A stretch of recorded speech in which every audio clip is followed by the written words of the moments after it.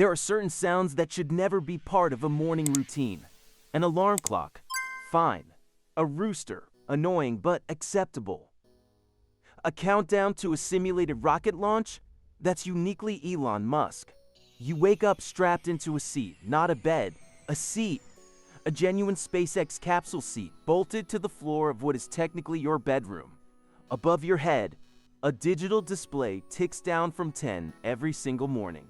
3, 2, 1, and then nothing. Just the quiet hum of a house that runs on more electricity than a small country. The window beside you doesn't look out onto a garden. It looks onto a factory floor where robots weld things you'll never understand. In the distance, a Tesla is parked in what should be the living room. It's not there because someone drove it. It's there because your father thought it would make a better conversation piece than a couch. This is your life. This is what happens when your father is Elon Musk. Your bedroom is a rocket capsule. Your blanket is a thermal sheath designed for Mars. Your helmet sits on a stand beside you because you have to wear it sometimes. For safety, your father says. You've never asked what kind of safety. You've learned not to ask on your wall. There's a framed photo of a cyborg with your father's face. On your desk, a small box labeled "Do Not Press" that dispenses a single Cheeto when pressed. On your floor, a stack of magazines entirely about Dogecoin, a cryptocurrency your father invented as a joke that accidentally became real. You unstrap yourself. You stand up. You look out the window at the robots, the factory, the Tesla, and you think this is normal now. This is your normal. The kitchen in Elon Musk's house doesn't look like any kitchen you've ever seen. There are no cabinets, no stove, no refrigerator. Instead, there are machines. Machines that dispense food in pill form. Machines that dispense food in paste form. Machines that dispense nothing but receipts for food you haven't received yet. This is efficiency. This is the future. This is also deeply unsettling when all you want is a bowl of cereal. Your father stands by what might be called a counter, staring at a tablet. He's wearing a t-shirt that says "Occupy Mars" and a pair of flip-flops. Outside, it's cold and rainy. He doesn't notice. He never notices. He's been standing there for 20 minutes, muttering numbers under his breath, trajectories, fuel loads, launch windows. You've learned to recognize the look. He's not in this room. He's in space, somewhere between Earth and Mars, calculating things that will matter in a decade but feel irrelevant right now. You approach the food machines. You press a button. A single pill drops into a tray. It's supposed to be breakfast. It tastes like cardboard and disappointment. You eat it anyway, because the paste machine is broken again, and the receipt machine is out of paper. Your father glances up. He nods once. You are not sure if he recognizes you, or if he's just acknowledging that a human-shaped object has entered his peripheral vision. He returns to his tablet. The numbers continue. Breakfast is over. You've been awake for an hour, and you've already eaten a pill, avoided eye contact, and wondered if this counts as a family moment. Later, you find your younger brother. His name is X-12. No one can pronounce it. Not even your father, who named him. The legal documents had to be specially processed because California doesn't accept numbers and names. Your father fought the system and lost, then compromised on a spelling that still makes no sense. You call him X. Everyone calls him X. Even the robots call him X, though. That's because your father programmed them to. X is in his room, which is not a room, but a workshop. He's 6 years old and already designing things you couldn't understand with a degree. Today, he's teaching a robot dog to fetch. The robot dog is a prototype. Last week, it bit the mailman. Your father called it valuable user feedback. The dog looks at you. It has your father's eyes. Literally. Your father put images of his own eyes on the robot's display. As a joke, he said. You're still not sure. X explains that the dog has learned to optimize the fetching process. Instead of bringing the ball back, it now studies the ball, calculates its trajectory, and builds a better ball. There are 3 improved balls in the corner. The original ball has been dismantled for parts. This is normal. This is what happens when your sibling is raised by engineers. Your father recently announced on Twitter that he has another child somewhere. The name, he said, would be revealed in a tweet. It was revealed as a series of symbols that no one could read. You haven't met this sibling. You're not sure if they exist or if your father was just testing a new font. You don't go to a normal school. You go to Ad Astra, a school your father founded because regular education was too slow. It's in a warehouse. There are no grades, no tests, no report cards. Just projects. Today's project. Build a self-sustaining colony on Mars using only materials found in this room. The room contains cardboard boxes, duct tape, a 3D printer, and a live chicken. You look at the chicken. The chicken looks at you.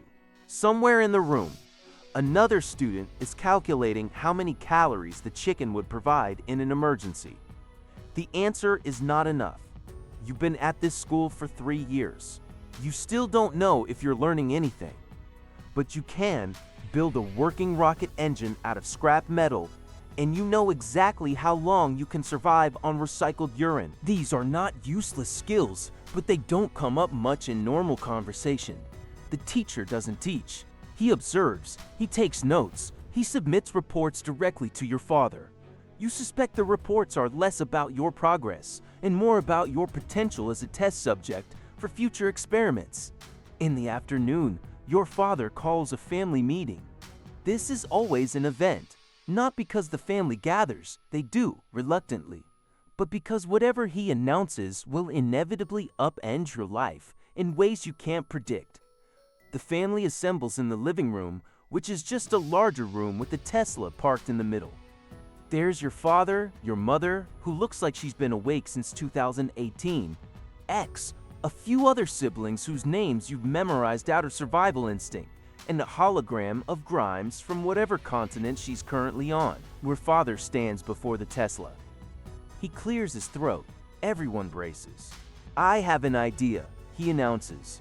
The room groans internally. No one moves. We're moving to Mars. Silence. Then chaos. Not all of us. He continues. Just one. As a test. I need a volunteer. Eyes dart away. X hides behind the robot dog. Your mother stares at the ceiling. The hologram of Grimes flickers and pretends to lose connection. Your father's gaze sweeps the room. It lands on the chicken. The chicken, somehow, has followed you from school. The chicken volunteers. Your father declares. The chicken does not volunteer. The chicken has no say in the matter. But within an hour, there are engineers designing a chicken-sized spacesuit, and your father is tweeting about the first interplanetary poultry. Later, you decide to explore. The house connects to a network of tunnels. Your father's boring company has been digging beneath the property for years. The tunnels stretch in every direction, lit by neon strips, patrolled by golf carts. You take a cart and drive. The tunnels are endless. They branch and twist and loop back on themselves. You pass a sign that says, Las Vegas, 237 miles. You keep driving. 20 minutes later, you emerge in a casino basement. A worker stares at you, covered in dust, sitting in a golf cart that says boring company on the side. Are you Elon Musk's kid? He asks. You nod.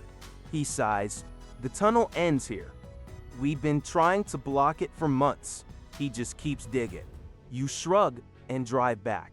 The tunnels are your father's obsession. You've learned to accept them, like you've learned to accept everything else. Dinner is not a meal, it's an observation. Your father doesn't eat, he fuels. Tonight's fuel is a single can of Diet Coke and a handful of almonds. He chews each almond exactly 42 times. He read somewhere that it's optimal. You've never verified this. You don't want to know. The table is not a table, it's a conference table. Screens line the walls, displaying real-time data from SpaceX launches, Tesla factories, and Neuralink experiments. Dinner conversation consists of updates. Neuralink's latest subject, A monkey can now play chess. Badly, but still, the monkey's rating is 400. Your father announces. That's terrible, but it's a start. You eat your pill. You watch the screens. You wonder if any family in history has ever had dinner like this. Your mother eats silently. She's been silent for years. You don't ask why. Some questions don't have answers that make life better. After dinner, you step outside. The backyard contains a rocket launch pad. Not a small one, a full-size pad with an actual rocket. It's not finished. Your father uses it as a lawn ornament. X is there holding something. It's a flamethrower. Your father sold them once. As a joke, he kept a few for the family. X, you say? Put that down. I want to see what happens if I point it at the rocket. X, no. Too late, the flamethrower ignites. The rocket's paint catches fire. Alarms blare. Engineers pour out of nowhere, extinguishing the flames. Your father appears on a balcony. Good test. He yells, "Note, rockets are flammable. Valuable data." You and X run inside. The engineers don't look angry. They look tired. This has happened before. Your birthday arrives. You are 15 or 16. You're not sure. Your father measures age in orbits around the sun, which makes your birthday different every year. This year, you are apparently 15.7. There's a party, sort of. A cake shaped like a rocket sits on the conference table. The candles are mini thrusters. They ignite when you try to blow them out. Your eyebrows survive, barely. Your gift is a small box. Inside, a single Dogecoin. Your father explains its value in terms of theoretical futures and market speculation. You understand none of it. You pocket the coin. Maybe in 20 years, it'll buy you a sandwich. Your father makes a speech. He talks about the future, about Mars, about the singularity, about how you are part of something bigger than yourself. You listen, nod, and think about how strange it is to be celebrated by someone who forgot your actual age. The party ends.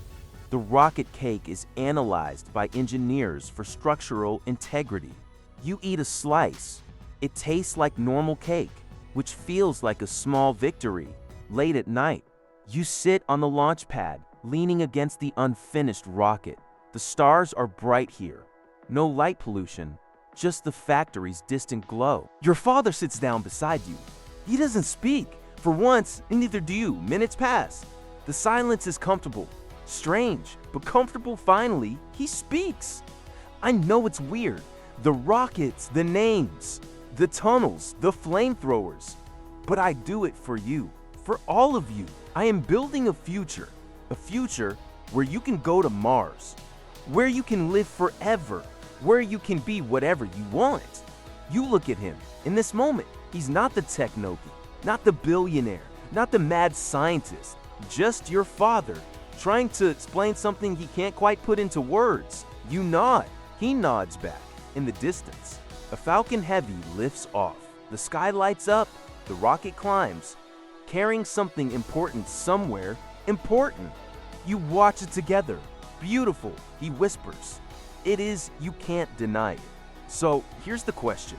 Would you trade places? Would you want to wake up in a rocket, eat astronaut pills, and have a brother named X-12? Or does your normal life, with its normal bed and normal food and normal names, suddenly feel like the greatest luxury in the world? Drop a comment and subscribe for more imaginary lives. Next time, imagine you are Taylor Swift's ex-boyfriend. Actually, that's half the internet. Let's try something else.